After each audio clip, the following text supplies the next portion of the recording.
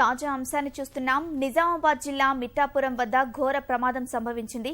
ఈ ప్రమాదంలో 6గురు చనిపోయారు. పూర్తి వివరాలు మా ప్రతినిధి శ్రీశైలంను అడిగి తెలుసుకుందాం. శ్రీశైలం, ప్రమాదం ఎలా జరిగింది? క్షతగాత్రుల పరిస్థితి ఏంటి? సునీత, నిజామాబాద్ జిల్లాలో ఘోర రోడ్డు ప్రమాదం చోటు చేసుకుంది. కొద్దిసేపటి క్రితమే నవీపేట్ మండలం మిఠాపురం వద్ద ఆటో బస్సు ఢీకొనడంతో అక్కడికక్కడే 3 మృతి చెందగా మరో 2 మార్గ మధ్యలో మృతి చెందారు. మరో వ్యక్తి చికిత్స పొందుతూ మృతి చెందాడు. మొత్తం 6గురు ఈ ఘటనలో మృత్యువాత పడ్డారు. అయితే నిజామాబాద్ నుంచి బైంతా డిపోకు చెందినటువంటి ఆర్టీసీ బస్సు నిజామాబాద్ నుంచి బైంతా వెళ్తుంది.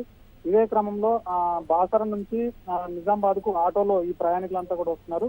ఈ క్రమంలోనే మిఠాపురం వద్ద ఈ 2 వాహనాలు ఢీకోవడంతో ఈ ఘటన చోటు చేసుకుంది. ఈ ఘటనలో అంటే సంఘటనా స్థలంలోనే 3 అక్కడిక్కడ మృత్యువాత పడ్డారు.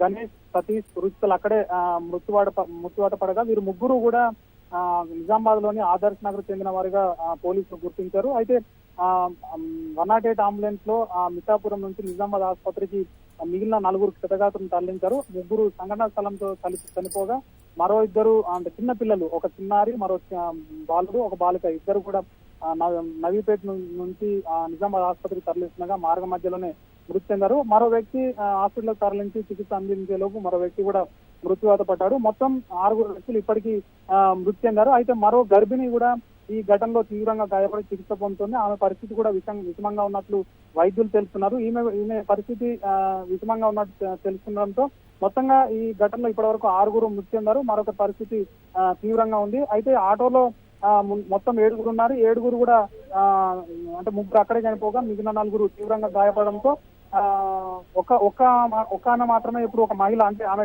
గర్భవతిగా చెప్తున్నారు. ఆమె మాత్రం ఇప్పుడు చికిత్స పొందుతుంది. మిగిలిన అందరూ కూడా చనిపోయారు. అయితే వీళ్ళంతా కూడా సంఘటన స్థలంలో చనిపోయిన 3గురిని పోలీసులు గుర్తించారు. వీళ్ళు ఆదర్శ్ నగర్ చెందిన వాళ్ళగా గుర్తిస్తున్నారు. అయితే మిగిలిన ఇక్కడ హాస్పిటల్లో చనిపోయిన వాళ్ళు ఎక్కడి వాళ్ళు అనేది వాళ్ళ బంధువులు కానీ వాళ్ళ సంబంధించి కానీ ఇప్పటి వరకు ఆసుపత్రికి చేరుకోలేదు. దీంతో వాళ్ళు ఎవరు అనేది గుర్తించలేకపోతున్నారు. ఇందులో 2 చిన్నపిల్లలు ఉన్నారు. అదేవిధంగా మరో గర్భిణీ మహిళ కూడా ఉన్నది. అక్కడ సంఘటన స్థలంలో కూడా మరో యువతి చనిపోయింది. దీంతో వీళ్ళంతా కూడా ఒకే కుటుంబానికి సంబంధించిన వాళ్ళ, లేకపోతే వేరు కుటుంబాలకు సంబంధించిన వాళ్ళ అనేది తెలియరావట్లేదు. దీనికి తోడు వాళ్ళంతా కూడా బాసర దేవస్థానాన్ని దర్శించుకొని తిరుగు ప్రయాణం అవ్వగా ఈ ఘటన చోటు చేసుకున్నట్లుగా మనకు పోలీసుల ద్వారా తెలుస్తుంది. ధన్యవాదాలు శ్రీశైలం.